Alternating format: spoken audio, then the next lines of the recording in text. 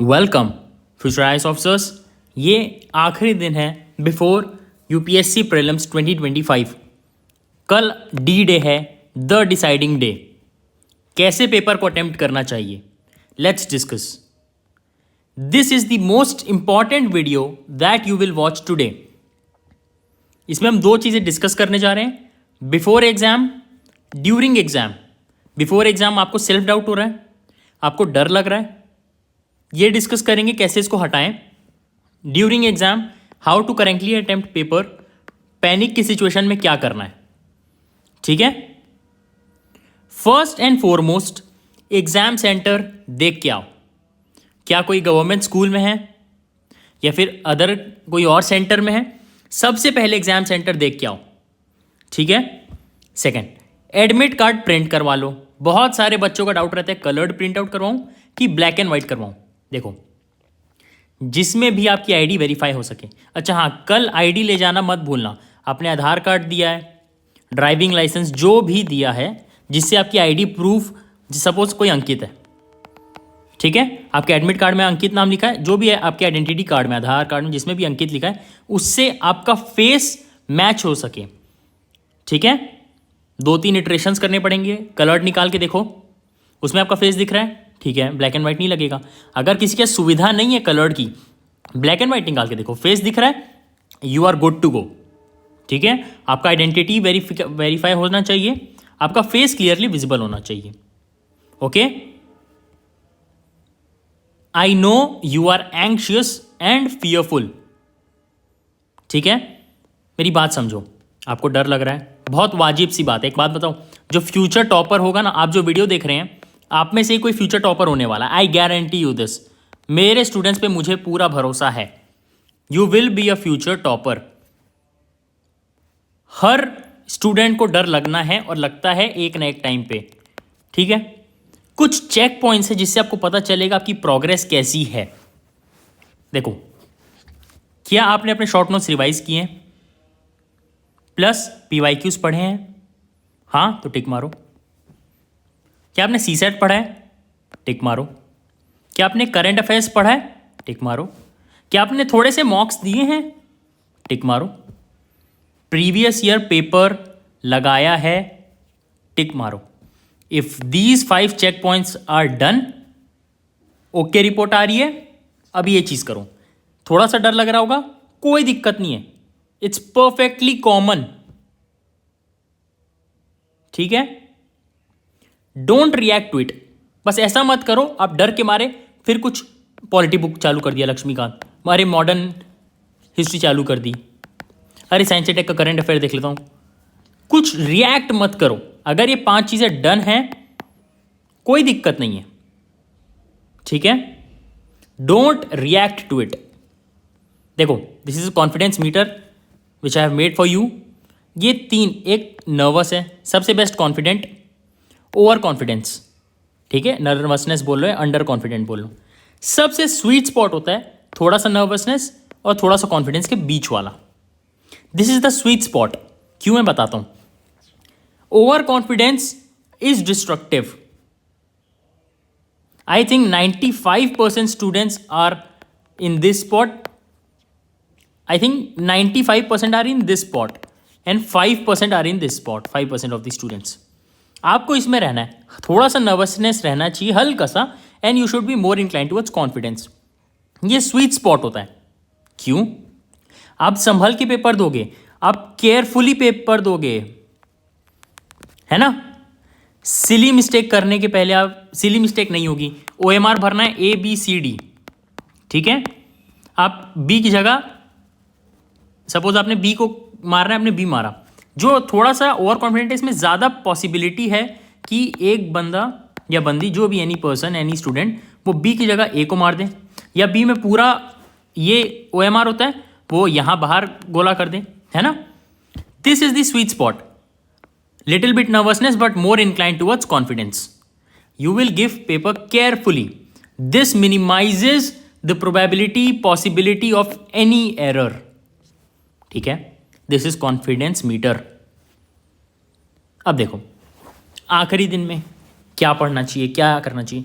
Inside Antima batch I tell students to take a break 1 day before prelims, यानी कि आज आपको ब्रेक ले लेना चाहिए। क्यों? देखो, ये घर जब बनता है ना तो सीढ़ी के नीचे से सपोर्ट दिया जाता है ना? हाँ कि नहीं? ये देखो, ये सपोर्ट दिया जाता है घर बनने के बाद। दीज स्टैंडिंग स्ट्रक्चर्स, बैम्बू बोल लो, स्कैफोल्डिंग मटेरियल, जो भी बोल लो, घर बनने के बाद क्या उसको देखिए ऐसे स्ट्रक्चर हटा लिया जाता है ना। जब आप स्टार्ट कर रहे थे यूपीएससी की तैयारी 10 महीने पहले, 1 साल पहले, 2 साल पहले आप यहां थे।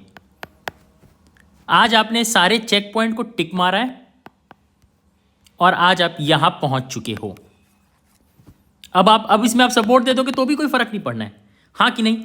दिस स्ट्रक्चर सॉलिडिफाइड है ना। अब यहां पे आप स्कैफोल्डिंग या बैम्बू कुछ भी लगा लो, इसको फर्क नहीं पड़ना है, वैसे ही खड़ा रहेगा। It is strong. आप अब यहां पहुंच चुके, आखिरी दिन आप पढ़ोगे, you will be more and more stressed. एक दिन में आप पूरा रिवाइज नहीं कर सकते, this is guarantee for sure. आप एक दिन में पूरा रिवाइज नहीं कर सकते, है ना। आप आज रिवीजन फिर से स्टार्ट करोगे, एग्जाम के पहले रिवाइज करते रह जाओगे, पूरा नहीं होगा, एग्जाम में डर बैठ जाएगा, पेपर खराब जाएगा। ये एक दिन घर वालों के साथ बैठो, शाम को दोस्तों के साथ बाहर जाओ, आराम से जाओ, ओके? कोई रश नहीं, कोई टेंशन नहीं। पेरेंट्स के साथ पहले तो जाओ, एग्जाम सेंटर देख के आओ, या दोस्तों के साथ एग्जाम सेंटर देख के आओ, है ना। एडमिट कार्ड प्रिंट करवा लो। मैं अंतिमा बैच के अंदर स्टूडेंट्स को बोलता हूं, you should take a break 1 day before prelims. ठीक है, आप पहले स्टार्टिंग फेज में थे, तब आपको बहुत रिवीजन, बहुत कुछ करना था, आपने रिवीजन कर लिया, PYQ लगा लिया, प्रीवियस ईयर पेपर लगा लिया, now you are here, okay. How to correctly attempt the paper. अब पॉइंट पे आते हैं। सबसे पहली चीज, only remaining calm and then attempting the paper will get you selected. आप कोई भी ट्रिक लगा लो, एलिमिनेशन लगा लो, ठीक है। ये ABCD 1 2 3 है, 1 2 है, 2 1 है, 1 गलत है तो ये 3 कट जाएगा, ये आ जाएगा। सब चीज काम तभी करेगा if you are calm. Only remaining calm will get you selected. अगर आप काम हो तो आगे की वीडियो देखो। Don't rush to attempt all questions. सबसे पहली चीज, don't rush to attempt all questions. Paper निकलने वाला होगा तो भी नहीं निकलेगा। आपके कोई सीनियर जिससे नहीं निकला paper, do you know anyone? पूछ लो उनसे। Don't rush to attempt all questions. अब कितने क्वेश्चन अटेम्प्ट करना चाहिए, it solely depends upon your accuracy, time management. Mocks का एनालिसिस करो, previous year analysis, previous year paper जब लगा एनालिसिस कियो, आपको पता चल गया हो कि मैं 80 to 85 क्वेश्चन करता हूं या करती हूं तो मेरा कट ऑफ निकलता है। हो सकता है आपका 90 क्वेश्चन पे निकले, है ना। ठीक है, कितने क्वेश्चन अटेम्प्ट करना चाहिए, आपके मॉक्स जो आपने दिया उसको एनालाइज कर सकते हो, प्रीवियस ईयर पेपर एनालाइज कर सकते हो। आपको आपका पर्सनलाइज्ड क्वेश्चन कितने अटेम्प्ट करना है, यू विल गेट इट।